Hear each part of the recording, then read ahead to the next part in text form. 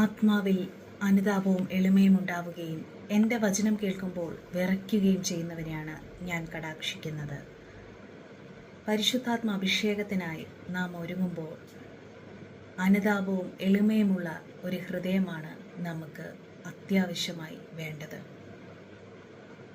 ഇത് തരേണ്ടത് ദൈവമാണ്.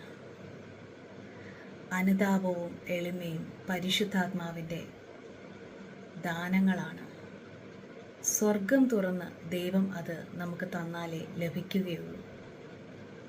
നമുക്ക് പ്രാർത്ഥിക്കാം.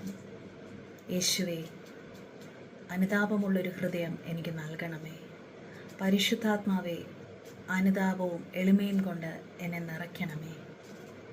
എളിമ കൊണ്ട് നിറയുവാൻ നമ്മെ സഹായിക്കുന്ന ഒരു വചനഭാഗമുണ്ട്. ബൈബിളിലെ നീതിമാനായ ഒരു മനുഷ്യനെക്കുറിച്ച് നമുക്കറിയാം. ജോബ് നിരന്തരം സഹനത്തിലൂടെ നടന്നപ്പോൾ തൻ്റെ സുഹൃത്തുക്കൾ തനിക്കെതിരായി പറഞ്ഞപ്പോൾ ജോബ് അറിയാതെ ദൈവത്തോട് പരാതി പറയുന്ന ഒരു ഭാഗമുണ്ട്.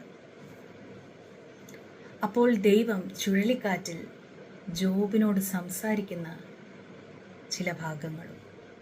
ജോബ് 38, 39, 40, 41 ഈ ഭാഗങ്ങളൊക്കെ ദൈവം ജോബിനോട് സംസാരിക്കുന്നതാണ്.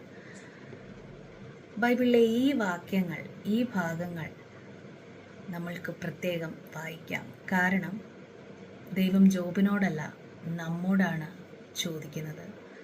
ഭൂമിയെ ഞാൻ അതിൻ്റെ അടിസ്ഥാനത്തിൻ്റെ മേൽ ഉറപ്പിച്ചപ്പോൾ നീ എവിടെയായിരുന്നു? സമുദ്രത്തിൻ്റെ ഉറവകളോളം നീ കടന്നു ചെന്നിട്ടുണ്ടോ? ആഴിയുടെ ആഴങ്ങളിൽ സഞ്ചരിച്ചിട്ടുണ്ടോ? മൃത്യു കവാടങ്ങൾ നിനക്ക് വെളിപ്പെട്ടിട്ടുണ്ടോ?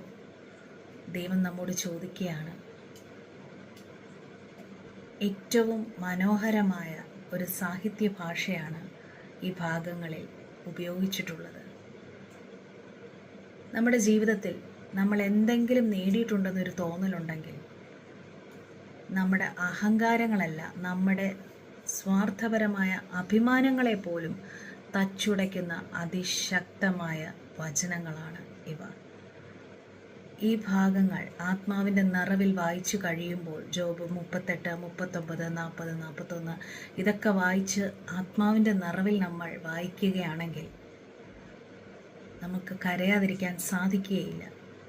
ശരിക്കും ശൂന്യമാക്കപ്പെടുന്ന, തൊലിയൊരിക്കപ്പെടുന്ന ഒരവസ്ഥയിലേക്ക് നമ്മൾ പോകും. എളിമ എന്ന കൃപ നമ്മൾ ഓരോരുത്തരിലും നിറയട്ടെ. ദൈവരാജ്യം വളരട്ടെ.